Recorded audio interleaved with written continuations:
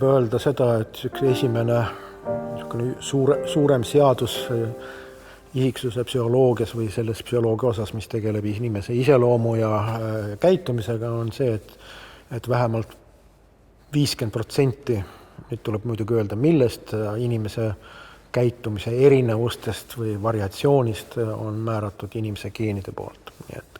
Ja see ei puuduta mitte ainult näiteks seda meelekindlust, millest ma rääkisin, aga ka neurootilisust, kalduvust tunda negatiivseid emotsioone.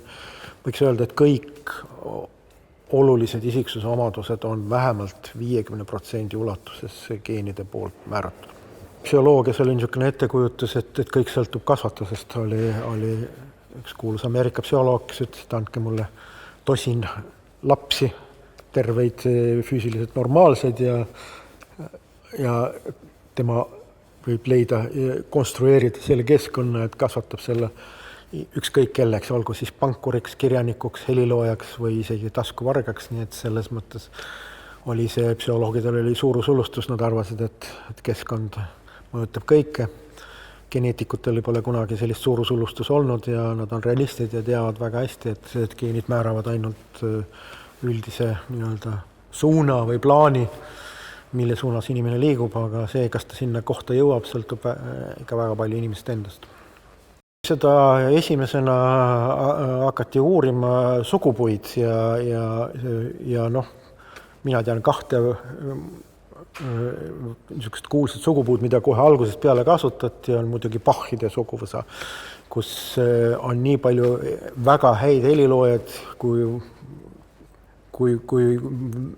ükskõik kus mujal. Ja teine on näiteks on kuulus Šveitsi perekond, Bernoulli perekond, kus on vähemalt 20 ülihead matemaatikut maailma tipptasemel. Ja väga huvitav on nende elulugusid lugeda, sellepärast, et vanemad ja suguvõsa üldse ei tahtnud, et nad matemaatikuks hakkaksid. Kaupmees või mingi muu amet oli palju auäärsem kui näiteks virelev ülikooli professor. Aga juhtus ikka niimoodi, et ikka väga paljud seal Bernullis, ma arvan, vähemalt 20. Mis tähendab seda, et mingid head omadused või mingisugused andekused on ikkagi liiguvad perekonniti, mis viitab sellele, et seal peab olema geneetiline taust. Nii et aga mis puudutab siis kahte asja, mida psühholoogia võib-olla kõige olulisemaks peab ja uurib, on üks vaimne võimekus. See on see, kuidas inimesed saavad aru keerulistest ülesannetest, kuidas nad lahendavad keerukaid olukordi, kuidas nad saavad aru keerulistest kontseptsioonidest, mida me nimetame siis intelligentsuseks.